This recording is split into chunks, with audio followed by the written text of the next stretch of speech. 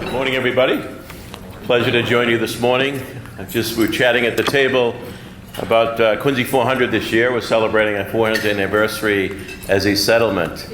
So I hope you're all going to be around to enjoy some of the festivities, including Flag Day coming up on June 14th, which will have incredible 12 bands in the parade, 4 drum and bugle corps, of course our own Quincy North, which we're very proud of, and some 18 floats and a lot of specialty units. So we'll kick it off in Quincy Center, end up at Marymount Park with fireworks. So I hope you can find the time. It's really going to be a great night.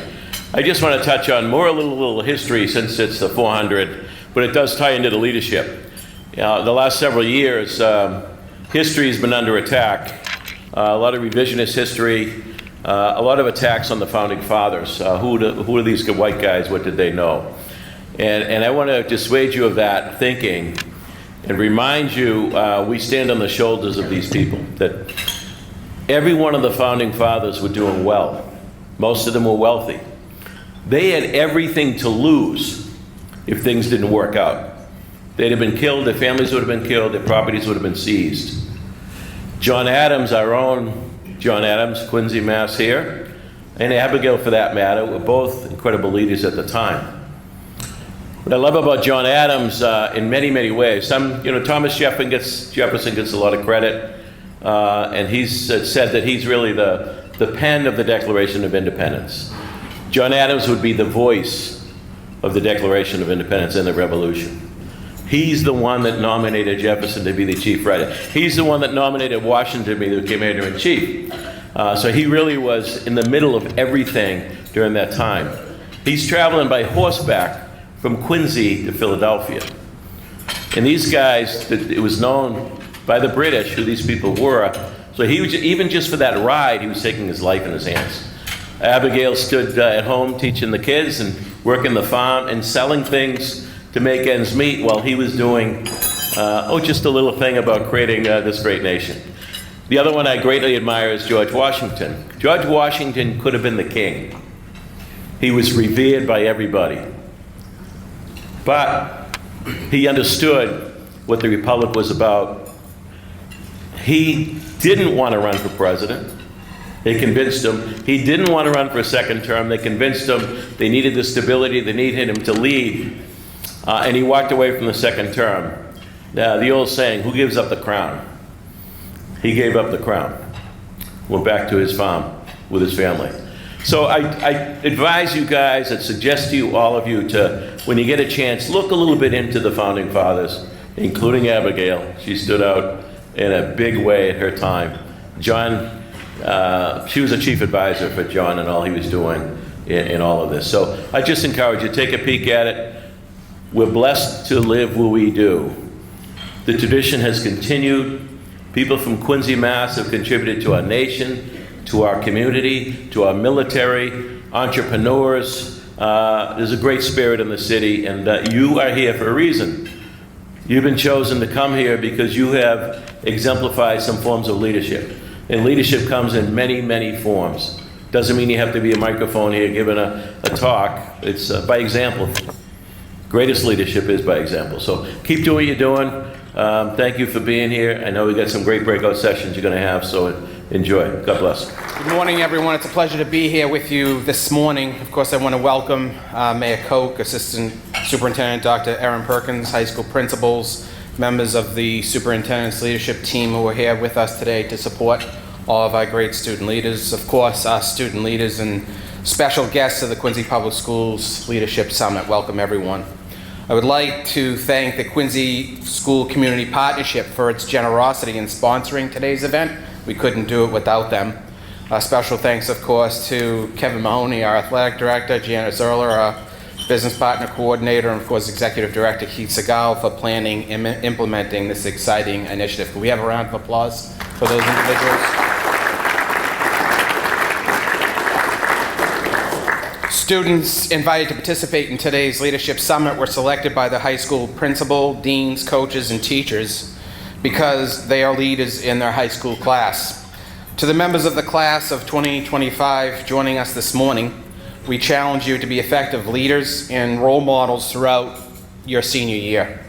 Great leaders inspire greatness in others. Congratulations and have a great morning. How about another round of applause for our students? Thank you.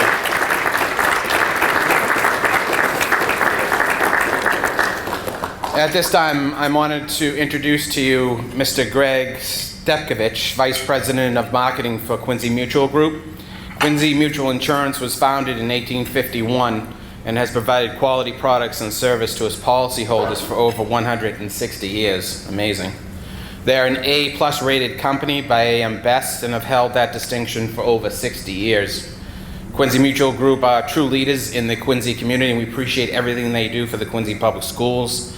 They've been involved with the Quincy School Community Partnership for many, many years, making large donations for events such as what we're doing this morning, beautification projects throughout the city, certainly at our schools, community service, and food pantry initiatives during the holiday season, just to name a few. On behalf of the Quincy School Community Partnership, I present this plaque of appreciation to Quincy Mutual Group for their unwavering support and dedication. Greg, if you could come up. I present this Leadership Award. The Quincy School Community Partnership presents this award to Quincy Mutual Group in recognition of their ongoing commitment, dedication, and support to the Quincy School Community Partnership. This honor recognizes their many contributions and advocacy for the students and staff of the Quincy Public Schools, dated May 22nd, 2025. Congratulations, Greg. Thank you for everything. Student leaders, we hope you will appreciate today's breakout sessions, which were designed to provide you with important information that you can use in everyday life. At this time, please find the breakout session schedule in today's program.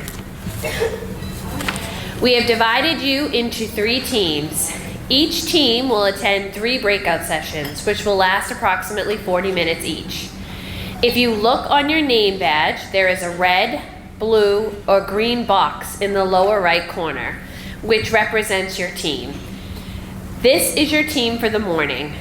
To begin, Team Red will report to social media use, elevating yourself and others in the Hannon Ballroom. Team Blue will report to leading through effective communication in the Ross Ballroom. And Team Green will report to conflict resolution strategies for leaders in the Rotunda. Upon completion of the first session, you will report to the session listed directly below it on the breakout session schedule. Again, each session lasts about 40 minutes.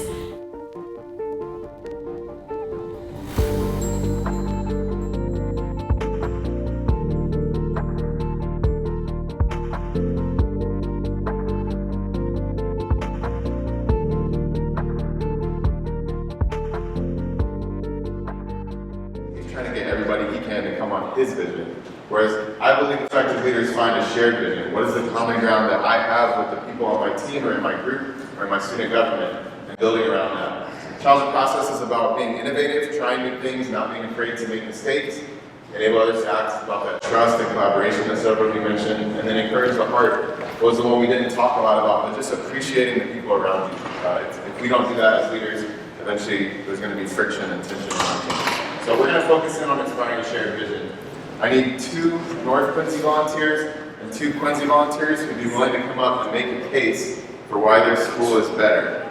So does anyone want to come up for North? About what y'all want to say, just a quick 30-second pitch about what makes your high school better. The caveat is no put downs on the other school. Only focus on the merits of your school.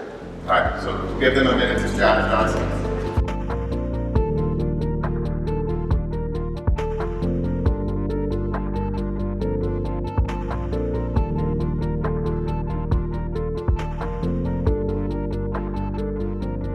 Okay, so one of the most notable points about our school that makes it better than Quincy High School is that level of academics. So North Quincy High School has known to have better academics, more people. The ranking for North Quincy High School is higher than Quincy High School. That's one of the main points. Alright, on the academic stand, Quincy no slouch either. Our history bowl team just placed 20th in the nation. We have a really strong arts program. And most importantly, the CBTE program, no slouch, like getting people jobs straight out of high school, even in high school, with the co-op program that just got restarted. So the success isn't just academics. The Quincy High is a lot more well-rounded in that aspect.